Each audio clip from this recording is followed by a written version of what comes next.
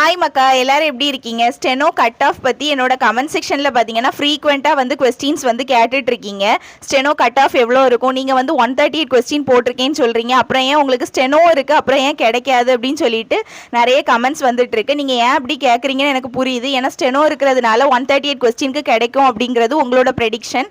அதனால நீங்கள் அப்படி கேட்குறீங்கன்னு என்னால் புரிஞ்சுக்க முடியுது. பார்த்துக்கோங்க, என்னோட ப்ரெடிக்ஷன் வந்து டோட்டலாகவே வேறு. ஸோ நான் அதை வந்து கண்டிப்பாக இந்த வீடியோவில் ஃபுல்லாகவே பாருங்கள், நான் உங்களுக்கு ஷேர் பண்ணுறேன். இது பார்த்தீங்கன்னா என்னோட ப்ரெடிக்ஷன். இதில் உங்களுக்கு வேற கருத்து கூட இருக்கலாம், ஆனால் இதுதான் என்னோட ப்ரெடிக்ஷன். நான் இதை தான் உங்ககிட்ட ஷேர் பண்ண போகிறேன். லாஸ்ட் குரூப் 4 எக்ஸாமில் பார்த்தீங்கன்னா ஸ்டெனோ கட் ஆஃப், அதாவது பிசிக்கு நான் ஷேர் பண்ணுறேன். 150 கொஸ்டின் வந்து கரெக்டாக இருந்தால் தான் ஜாப், அந்த மாதிரி வந்து லாஸ்ட் டைம் இருந்துச்சு. பார்த்துக்கோங்க. ஸோ நான் என்னோட ப்ரெடிக்ஷன் என்னவா இருந்துச்சு அப்படின்னா, அதாவது இந்த குரூப் 4 எக்ஸாம் எழுதுறதுக்கு முன்னாடி வரைக்கும் என்னோட ப்ரெடிக்ஷன் பார்த்தீங்கன்னா கண்டிப்பாக இந்த வாட்டி வந்து ஸ்டெனோ இருந்தாலுமே பிசிக்கு வந்து 160 கொஸ்டின் போட்டால் தான் வந்து சேஃப் ஜோன் அப்படின்னு நான் வந்து ஃபீல் பண்ணிட்டு இருந்தேன். பார்த்துக்கோங்க, அது எப்போ வரைக்கும் அப்படின்னா இந்த குரூப் 4 எக்ஸாம் எழுதுறதுக்கு முன்னாடி வரைக்கும் நான் அப்படி நினைச்சிட்டு இருந்தேன். ஸ்டெனோக்கு வந்து கட் ஆஃப், அதாவது பிசிக்கு வந்து 160 பிளஸ் வந்து ஒரு சேஃப் ஜோன் அப்படின்னு நான் நினைச்சிட்டு இருந்தேன். ஆனால் இந்த குரூப் 4 எக்ஸாம் எழுதுனதுக்கு அப்புறம் பார்த்தீங்கன்னா எனக்கு டோட்டலாகவே இப்போ ஐடியா இல்லை. ஏன்னா யார் வந்து எவ்வளோ கொஸ்டின் போட்டிருக்காங்க அப்படின்னு சொல்லிட்டு யாராலையுமே ப்ரெடிக்ட் பண்ண முடியல. நம்ம நினைச்சிட்டு இருக்கோம் எல்லாருமே வந்து 120 பிளஸ் தான் போட்டிருப்பாங்க, 130 பிளஸ் தான் போட்டிருப்பாங்க அப்படின்னு சொல்லிட்டு நம்ம பிலீவ் பண்ணிட்டு இருக்கோம். ஏன்னா நம்ம வைக்கிற போல்லையா இருக்கட்டும், நம்ம பார்க்குற எல்லாருமே வந்து 130 ப்ளஸ் தான் போட்டிருக்கேன் அப்படின்னு ஷேர் பண்ணுறாங்க. அதாவது லாஸ்ட் டைம் வந்து 160 ப்ளஸ் போட்டவங்களே பார்த்தீங்கன்னா இந்த வாட்டி 120 ப்ளஸில் தான் இருக்கேன் அப்படின்னு ஷேர் பண்ணிகிட்டு இருக்காங்க. ஆனால் ஒரு விஷயம் நீங்கள் புரிஞ்சுக்கணும், இது வந்து நான் சொல்கிறது வந்து உங்களுக்கு வந்து அப்படிலாம் இருக்காது அப்படின்னு நீங்கள் நினைக்கலாம். ஆனால் எனக்கு தோணுற ஒரு விஷயத்த நான் உங்கள்கிட்ட ஷேர் பண்ணி, எந்த புத்தில் எந்த ஸ்னேக் இருக்கும் அப்படின்னு சொல்லிட்டு நமக்கு தெரியவே செய்யாது. பார்த்துக்கு ரிசல்ட் வந்தால் தான் நமக்கு வந்து கண்டுபிடிக்கவே முடியும் யார் எவ்வளோ கொஸ்டின் போட்டிருக்காங்க அப்படின்னு சொல்லிட்டு. இந்த யூடியூப்பில் வரது எல்லாமே வந்து என்னால் நம்ப முடியலை. ஏன் அப்படின்னு தெரியல. பார்த்துக்கோங்க, ஏன்னா லாஸ்ட் டைம் வந்து நான் அவ்வளோ தூரம் பட்டுட்டேன். லாஸ்ட் டைம் எங்களுக்கு ஸ்டெனோ கட் ஆஃப் வந்து 130 ப்ளஸில் தான் இருக்கும், கண்டிப்பாக நமக்கு ஜாப் அந்த மாதிரி ஒரு எண்ணத்தில் தான் நாங்கள் இருந்துட்டு இருந்தோம்.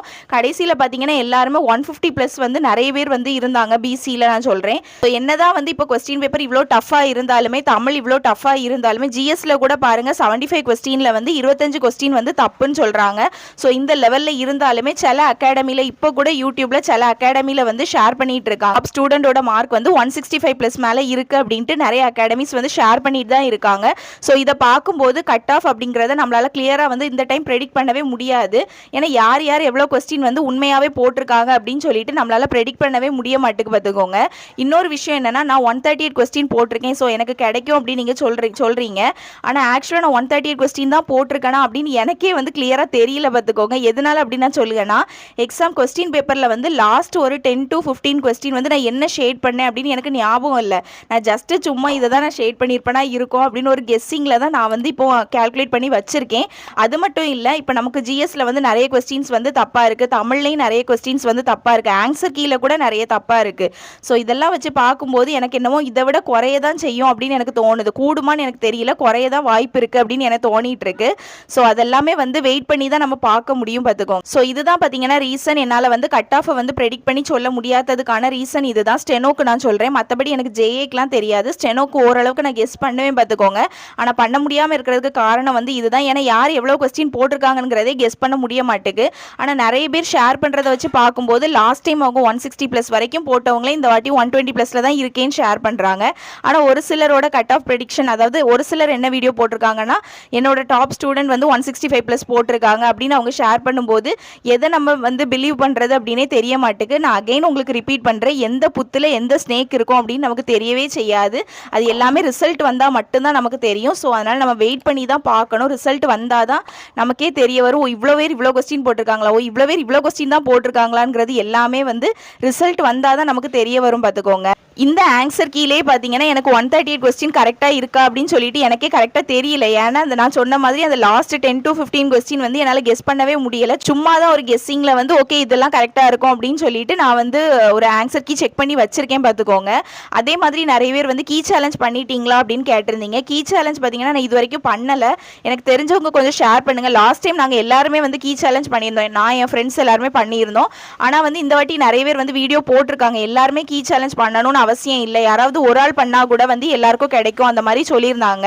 எனக்கு தெரியல, நீங்க தெரிஞ்சவங்க வந்து கீழே கமெண்ட் செக்ஷன்ல ஷேர் பண்ணுங்க. கண்டிப்பா எல்லாருமே வந்து கீ சேலஞ்ச் பண்ணணுமா அப்படின்னு சொல்லிட்டு. இதுதான் ரீசன் பார்த்துக்கோங்க, என்னால் கட் ஆஃப் வந்து ப்ரெடிக்ஷனுக்கு வந்து வரவே முடிய மாட்டேங்குது ஸ்டெனோ பொறுத்த வரைக்கும். ஏன்னா லாஸ்ட் டைம் வரைக்கும் நான் ஓகே 160+ நம்ம வந்து போட்டோம் அப்படின்னா வந்து சேஃபு, இந்த குரூப் 4 எக்ஸாம் எழுதுறதுக்கு முன்னாடி வரைக்கும் எப்படியாவது நம்ம 160+ போட்டுறணும் அப்படின்னா நம்ம சேஃபாக இருக்கலாம் அப்படின்னு நான் நினச்சிட்டு இருந்தேன். ஆனால் இப்போ பார்த்தீங்கன்னா டோட்டலாகவே எல்லாமே மாறிட்டு இந்த கொஸ்டின் பேப்பரை பார்க்கும்போது யார் எவ்வளோ கொஸ்டின் போட்டிருப்பாங்கன்னு ஒரு கெஸ்ஸிங்கே வர முடியலை. எனக்கு இன்னுமே பயமாக இருக்குது. ஏன்னா லாஸ்ட் டைம் வந்து எல்லாருமே 130+ தான் வந்து ஸ்டெனோக்கு பிசிக்கு வந்து கட் ஆஃப் அப்படின்னு ஷேர் பண்ணிகிட்டே இருந்தாங்க. ஆனால் ரிசல்ட் வந்த பிறகு பார்த்தீங்கன்னா நிறைய பேர் வந்து 150+ போட்டிருக்காங்க. 150 கொஸ்டின்லேயே பார்த்தீங்கன்னா நிறைய பேர் இருந்தாங்க ஸ்டெனோவில். ஸோ அப்படி பார்க்கும்போது இந்த வாட்டி வந்து என்னால் ப்ரெடிக்ஷனுக்கு வரவே முடிய மாட்டேங்குது. இந்த வாட்டி நான் 138 போட்டிருக்கேன், எனக்கு கிடைச்சிரும் அப்படின்னு நான் சொன்னேன்னு வைங்களேன், கடைசியில் பார்த்தா யாராவது 140+ம் நிறைய பேர் இருப்பாங்க. இன்னொரு விஷயம், பிஎஸ்டிஎம் என்கிட்ட கிடையாது. நான் வந்து இங்கிலீஷ் மீடியம் ஸ்டூடெண்ட் பார்த்துக்கோங்க, பிஎஸ்டிஎம்மும் என்கிட்ட கிடையாது. ஸோ ஸ்டெனோவை பொறுத்த வரைக்கும் பிஎஸ்டிஎம்மே வந்து ஒரு மேஜர் ரோல் ப்ளே பண்ணும் எனக்கு தெரிஞ்ச வரைக்கும். ஏன்னா ஒரு கொஸ்டின்லேயே நிறைய பேர் இருக்காங்கிறப்போ ஸ்டெனோங்கிறது கொஞ்சம் காம்படிஷன் வந்து கம்மி. விச் மீன்ஸ் நான் வந்து ஜேஏ விஏஓ கம்பேர் பண்ணும்போது வந்து ஸ்டெனோ காம்படிஷன் வந்து கம்மியாக தான் இருக்கும். ஸோ இங்கே வந்து கண்டிப்பாக பிஎஸ்டிஎம் வந்து ரொம்பவே வந்து மேஜர் ரோல் ப்ளே பண்ணும் பார்த்துக்கோங்க. என்கிட்ட பிஎஸ்டிஎம்மும் கிடையாது. ஸோ வந்து என்னால் ஒரு கன்ஃபார்மாக என்னால் சொல்ல முடியல எனக்கு கண்டிப்பாக கிடைச்சிரும் அப்படின்னு சொல்லிட்டு. ஒருவேளை கிடைச்சா சந்தோஷம் தான், கிடைக்கிற வேலையை யாராவது வேண்டான்னு சொல்லுவாங்களா? நீங்கள் சொல்கிற மாதிரி எனக்கு கிடைச்சிட்டா சந்தோஷம் தான். ஆனால் எனக்கு வந்து கரெக்டான ஒரு ப்ரெடிக்ஷனுக்கு வர முடியல. ஸோ அதுதான் உங்ககிட்ட ஷேர் பண்ணணும் அப்படின்னு நான் நினச்சிருந்தேன். நிறைய பேர் வந்து நான் ஓவராக 138 கொஸ்டின் போட்டுட்டு எனக்கு வேலை கிடைக்காது, நான் சும்மா சொல்லிட்டு இருக்கேன் அப்படின்னு நினச்சிட்டு இருந்தீங்க. அப்படிலாம் கிடையாது, நான் ரியலாகவே தான் ஷேர் பண்ணுறேன். ஏன்னா எனக்கு நம்பிக்கை இல்லை, யார் யார் எவ்வளோ கொஸ்டின் போட்டிருப்பாங்கன்னு ஒரு கெஸ்ஸிங்க்கு வர முடியாததுனால என்னால் வந்து ஒரு ப்ரெடிக்ஷனுக்கும் வர முடியல. எல்லாருமே 120+ தான் இருப்பாங்க, எல்லாருமே 130+ தான் இருப்பாங்க அப்படிங்கிறதையும் என்னால் நம்ப முடியலை.